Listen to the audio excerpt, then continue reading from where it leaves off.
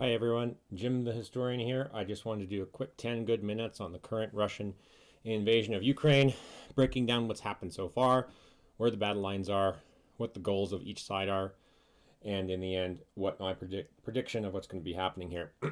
First, I want to just set the tone of this video by saying that this invasion is a completely unprovoked invasion of Ukraine by the Russian forces. Moscow has not even tried to justify it other than throwing out absurdist lies about the Ukrainians being taken over by the Nazis, which is ridiculous. So this is instead an old school war of conquest, something you saw a lot of in the 20th century and the 19th century. Central goal of this is that the Russians are trying to annex Crimea. They're trying to conquer the entire country and either annex it directly to Russia or turn it into a vassal state with a puppet regime that's loyal to Russia. So far, what has happened is that the initial phase, the first phase of the Russian attack, all right, their first wave has failed. It has floundered. It's floundered for a couple of reasons that we'll go into here in a second.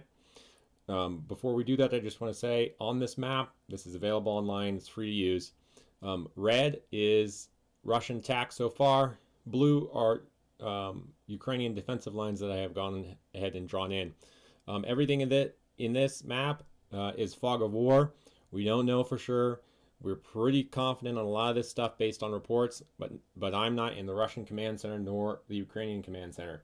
So if some of this stuff is not 100% accurate, chalk that up to fog of war.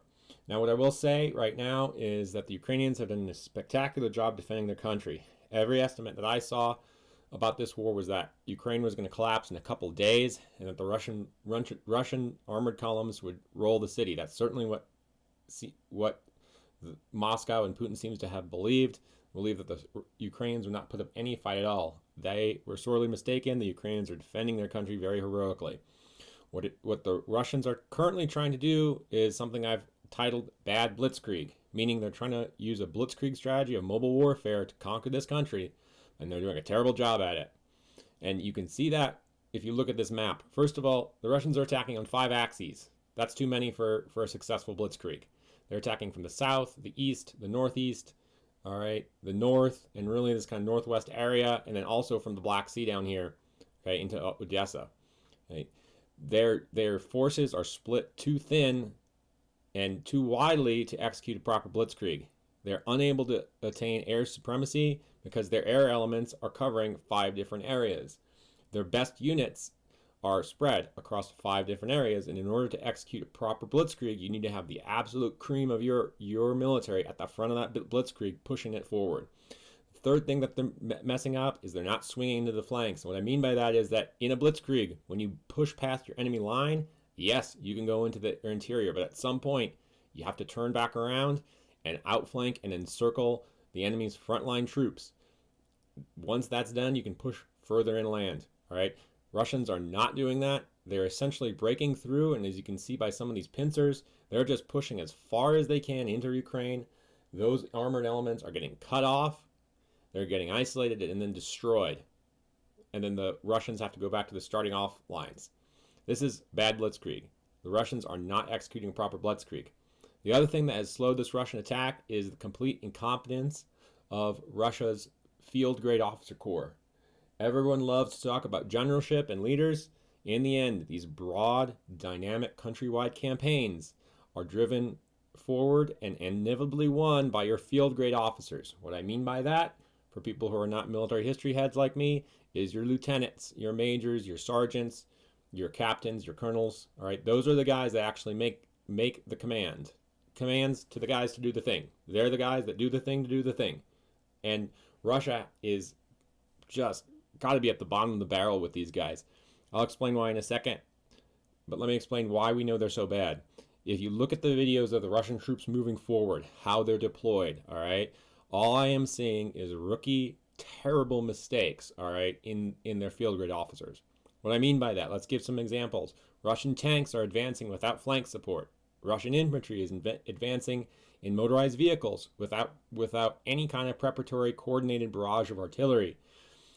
Russian tanks do not have sufficient spare parts, sufficient logistics, food, fuel. The Russian army is already foraging, meaning they're basically going around and stealing people's stuff in their conquered areas to support themselves. And something else that has been happening time and time again is that the Russians are not dispersing their assets. Okay, all these videos that are popping on YouTube of missile strikes by Ukrainian hitting multiple Soviet or Russian vehicles or while they're parked. That is not how you park vehicles in a combat theater. All right, that's how you park them in a military base that is not under a threat. You disperse them, meaning you spread them out. Meaning so that when your enemy hits you with a missile or a shell, it doesn't take out 7 vehicles, it takes out 1. Right? Putin, the generals in Moscow don't control it. It's the field grade officers. So the field grade officers are floundering. Much contrarily, Ukrainian officers are doing a really good job. They're making some mistakes too, especially in some of the videos. They're not dispersing their troops properly. However, they're making a lot better decisions than their Russian counterparts. So let me just go over the overall battlefield. So in the south, all right, we see that the Russians have pushed out of Crimea. They basically pushed out to the estuary of the Dnieper River. This is going to be incredibly hard for them to cross. We'll get to that in the next phase of this analysis. They are pushing here east. The reason they're trying to do this is they're trying to completely isolate Mariupol, which is the main Ukrainian base here in eastern Ukraine, right? And this is the contested region that has been fought over for 7 years.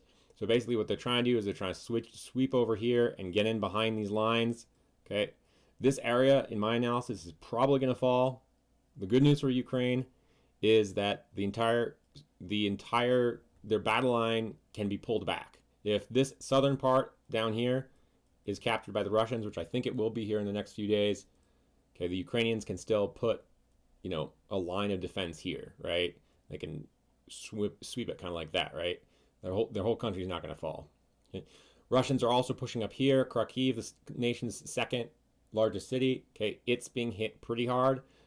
So far, holding strong, right? Again, that field grade leadership's showing how important it is. Up here in the north, this is the weakest part for the Ukrainians. Territorially, just with the lines of attack and the terrain, it's really hard to defend this.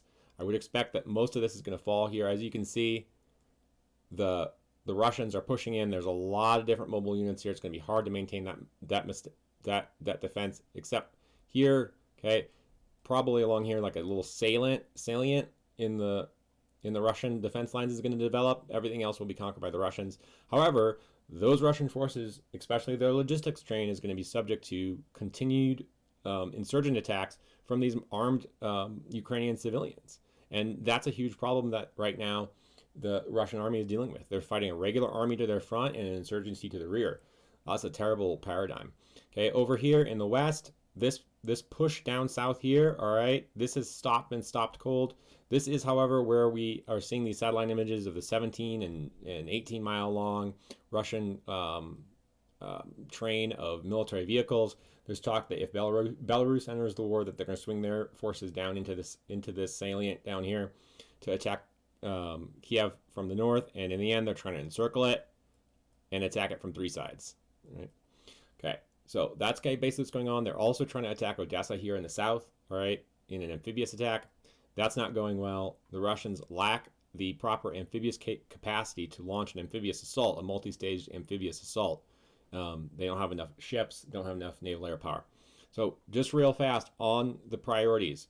The number one thing for the Ukrainians to do right now is they've got to maintain this land border over here. This is where all their supplies are coming in from the west. Those supplies are game changers. Javelin missiles, anti-aircraft weapons, uniforms, weapons, foreign volunteers are coming in as well. Okay, Ukraine's got to keep that going. If that border falls to some kind of Russian pincer coming out Belarus, bad news for the Ukrainians. They've got to maintain that land border. Second, they've got to hold Kiev, all right, for 2 reasons. One, it is the heart of the country, and 2, the Russians are obsessed with it. They're putting a disproportionate amount of their resources to capture Kiev, all right, and that's good, okay? That's a fortified city. That's a modern city. It's going to take a lot of effort to reduce it. In the south, you got to hold down here near Kherson, okay? And then again, let's pull back the line here, over here, all right, to more defensible terrain. At the very worst, pull back to the Dnieper. Russian priorities, what they should do, I'm not going to say because I don't want the Russians to win. But Ukrainians, let's keep this